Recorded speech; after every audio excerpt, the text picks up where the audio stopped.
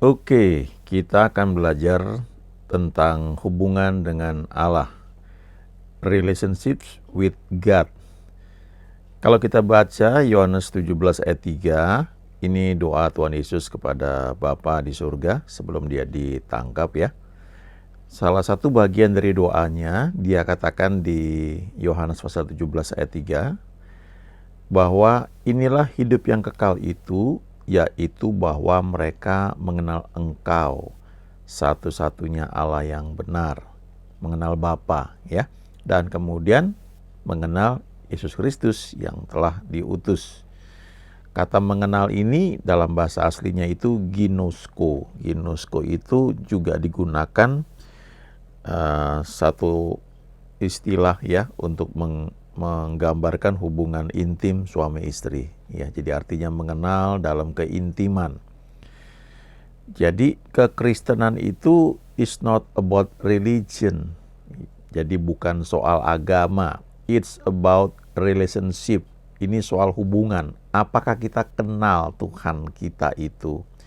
Dan apakah kita cuma tahu atau kita kenal? Kalau kita kenal, ya itu artinya kita bergaul dengan Dia. Kita membangun hubungan dengan Dia. Kita nggak sempurna, tetapi lewat pergaulan dengan Dia, kita disempurnakan. Apakah berarti nggak pernah jatuh dalam dosa? Ya enggak juga, ya karena waktu kita membangun hubungan kan ada bagian-bagian lain yang sisi manusia kita ini khususnya yang bisa mengganggu ya. Jadi hidup yang kekal itu adalah mengenal Allah Bapa dan mengenal Yesus Kristus yang telah diutus. Jadi untuk kita bisa mengenal tentunya kita perlu tahu ya, mengenal Tuhan.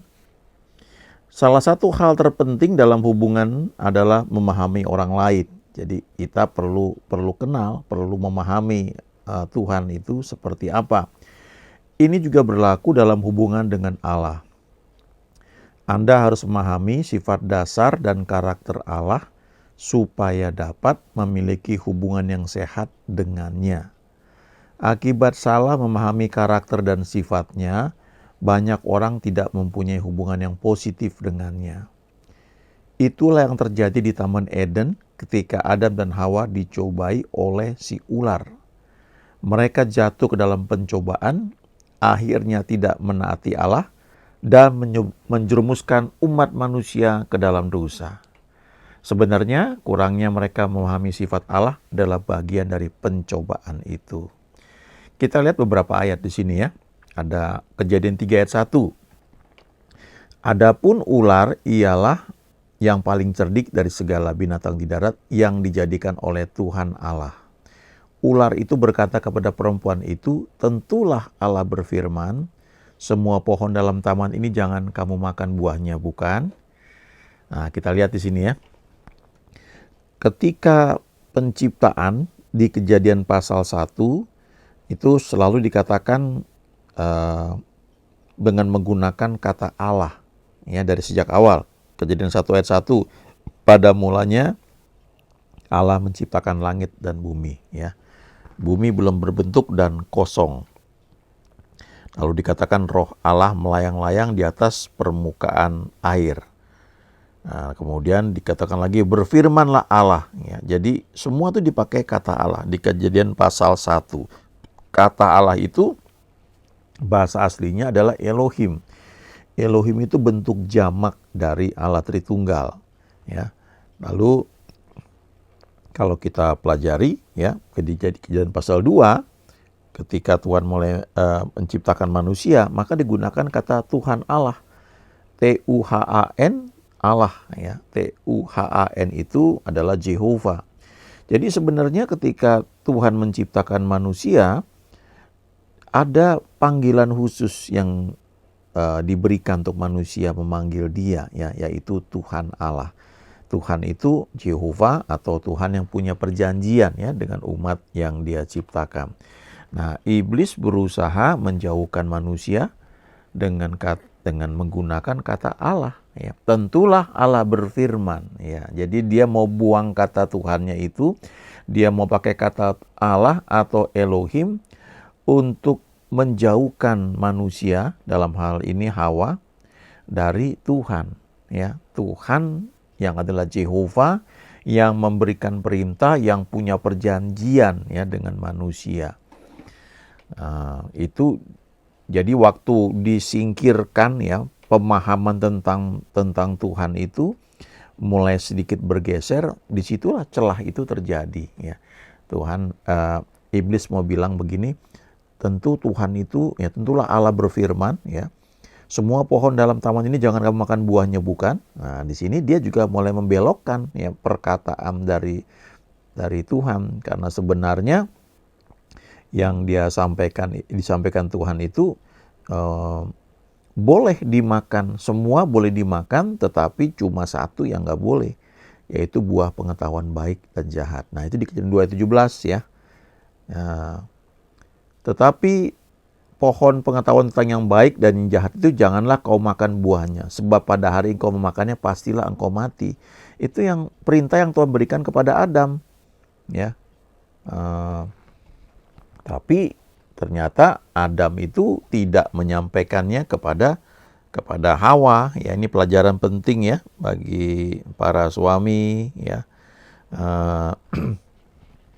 bahwa firman itu datang kepada suami sebagai kepala rumah tangga ya, kepala keluarga, lalu harus menyampaikan kepada istri, kepada anak-anak, harus mendidik, mengajarkannya ya, jangan justru dikontrol oleh istri, oleh anak-anak ya. Tentu kita mengasihi istri, mengasihi anak-anak, tapi firman dari Tuhan itu harus disampaikan, diajarkan.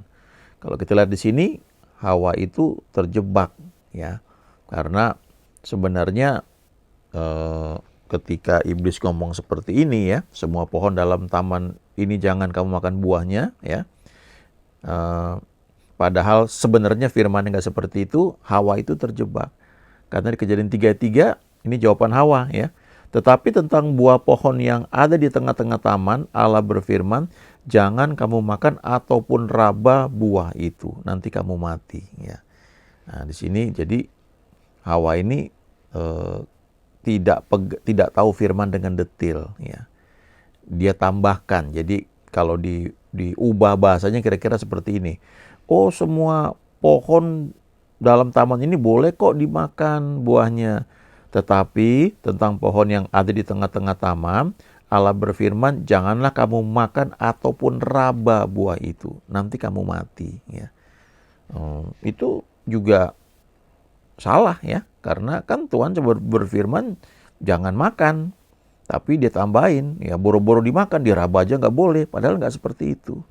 Lalu ketika Hawa mengatakan tentang pohon yang ada di tengah-tengah taman ya, jadi artinya dia nggak jelas yang mana pohonnya itu ya.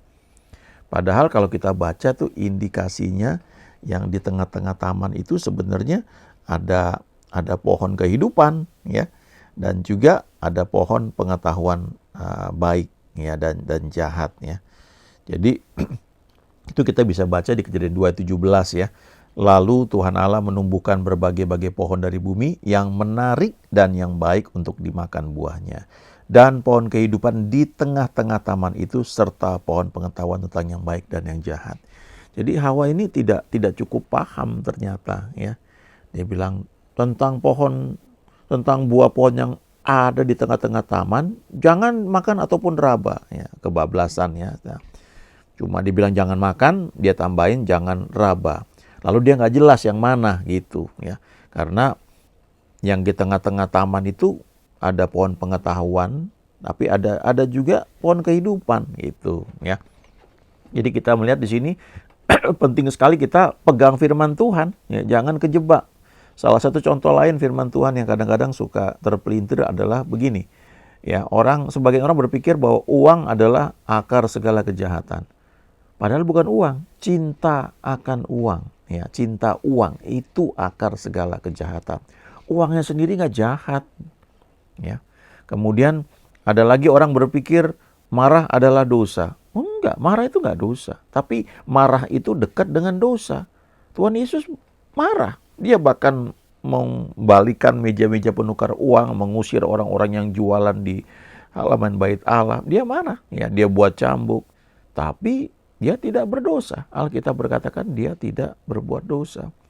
Jadi artinya marah itu tidak salah, tidak dosa, tapi memang dekat kepada dosa. Kalau kita nggak hati-hati, waktu kita marah kita bisa kejeblos gitu dalam dosa. Ya. Kemudian Kejadian 3 ayat 6, perempuan itu melihat bahwa buah itu baik untuk dimakan dan sedap kelihatannya. Lagi pula pohon itu menarik hati karena memberi pengertian. Lalu ia mengambil dari buahnya dan dimakannya dan diberikannya juga kepada suaminya yang bersama-sama dengan dia, dan suaminya pun memakannya. Nah, ini ada indikasinya, kelihatannya Hawa ini bersama-sama dengan Adam. Waktu dia digoda, lalu dia melihat buah ini menarik, lalu kayaknya sedap ya. Ini kayaknya baik, lalu dia ambil dan dia makan. Lalu setelah dia makan, dia berikan juga kepada Adam yang ada bersama-sama dengan dia. Mungkin Adam ini masih terpesona barangkali karena mendapatkan penolong yang sepadan dengan dia, yang saya percaya pasti cantik ya, pasti. Ada hamba Tuhan bilang ya cantik lah karena nggak ada saingan ya, nggak ada pilihan lain katanya. Tapi ada joke juga yang mengatakan bahwa Adam ini protes kepada Tuhan ya. Dia protes, kenapa kau ciptakan Hawa ini kok bodoh ya, sampai bisa ditipu oleh ular, oleh iblis ya. Kan jadinya aku jatuh dalam dosa gitu.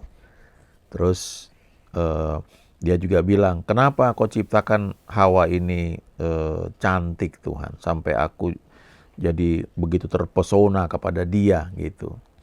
Lalu Tuhan jawab, ya aku buat dia cantik ya supaya kamu jatuh cinta kepada dia gitu. Tapi dia itu bodoh karena kalau enggak dia enggak jatuh cinta sama kamu katanya gitu. Itu hanya joke saja saudara ya. Tapi artinya begini ya. Wanita itu ya mempunyai daya tarik ya yang membuat pria itu bisa tertarik ya. Dari penampilannya ya, dari rambutnya, cara bicaranya, cara jalannya, itu bisa membuat pria tertarik ya. Nah, di sisi lain wanita itu dikatakan makhluk yang lemah. Jadi perlu ditolong ya, perlu didampingi istilahnya. Di sisi lain dia juga penolong karena suaminya perlu bantuan ya, perlu ditopang oleh dia. Itu sebabnya sebenarnya di sini dikatakan kan suaminya bersama-sama dengan dia. Cuma Adam ya, suaminya itu tidak bertindak ketika Hawa itu digoda oleh iblis lalu mengambil buah terlarang tersebut ya.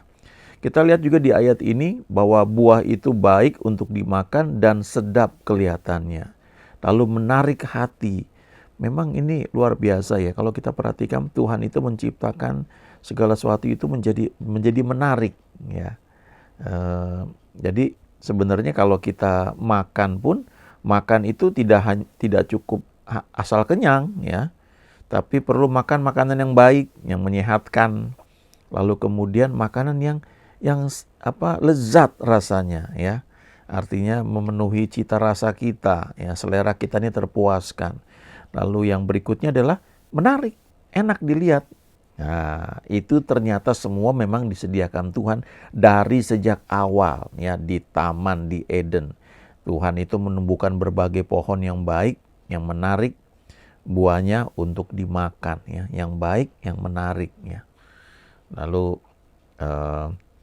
karena manusia ini diberikan panca indera ya, jadi ternyata itu berfungsi juga ya. Waktu dilihat ini menarik ya. Kemudian nampaknya ini baik ya, dipegang, kemudian ketika digigit, dikecap rasanya wah lezat ini, sedap gitu ya. Itu Tuhan kita ya, dia sangat care, sangat peduli. Jadi kita ini memang waktu membangun hubungan dengan dia, kita perlu belajar bahwa dia itu adalah Tuhan yang baik, Tuhan yang peduli, yang punya rencana indah buat kita ya. Bagaimanapun kondisi kita di masa lalu, Tuhan itu mau menjadikannya menjadi baik dalam kehidupan kita. Kesadaran ini yang harus semakin tumbuh di dalam hidup kita, bahwa Dia adalah Tuhan yang baik ya. God is love, Allah adalah kasih. Kemudian di perjanjian baru, ya, karena kita hidup di perjanjian baru, bagaimana Tuhan itu menyatakan kasih-Nya? Yohanes 3 ayat 16 berkata, karena begitu besar kasih Allah akan dunia ini, sehingga Ia telah mengaruniakan anaknya yang tunggal, supaya setiap orang yang percaya kepadanya tidak binasa, melainkan beroleh hidup yang kekal. Jadi waktu kita percaya kepada Yesus, dikatakan di 2 Korintus 5 ayat 17, kita menjadi ciptaan baru. Ya. Kita menjadi ciptaan baru dan yang lama sudah berlalu, ya, dikatakan begitu. Apa yang baru? Itu adalah rohnya. Nah, manusia itu kan terdiri dari roh, jiwa, tubuh. Ya, itu ada di surat Paulus kepada jemaat di Tesalonika. Jadi, waktu kita terima Yesus, roh kita itulah yang menjadi ciptaan baru. Spirit, soul, and body. Ya. Spirit kita menjadi ciptaan baru. Roh Kudus masuk ke dalam hati kita, ya. Dia bersatu dengan roh kita dan Roh Kudus ini mendorong kita untuk memanggil Aba, Bapa. Kita menjadi anak-anak Allah. Jadi roh kita ini sudah sempurna, ya. Kan Yesus berkata, hendaklah kamu sempurna seperti Bapamu adalah sempurna. Nah, kesempurnaan itu dimulai dari mana? Yang pertama roh kita itu. Karena dikatakan Allah itu roh. Barang siapa mau menyembahnya harus menyembahnya dalam roh dan kebenaran. Jadi kalau roh kita nggak lahir baru, ya tidak sempurna, kita nggak bisa menyembah Dia. Ya. Memang kita menggunakan jiwa kita, emosi kita juga untuk memuji menyembah Tuhan. Ada kehendak di situ, ada pikiran, ya. Lalu tubuh kita gunakan juga untuk ekspresikan. Kita mengangkat tangan, tepuk tangan, kita menari.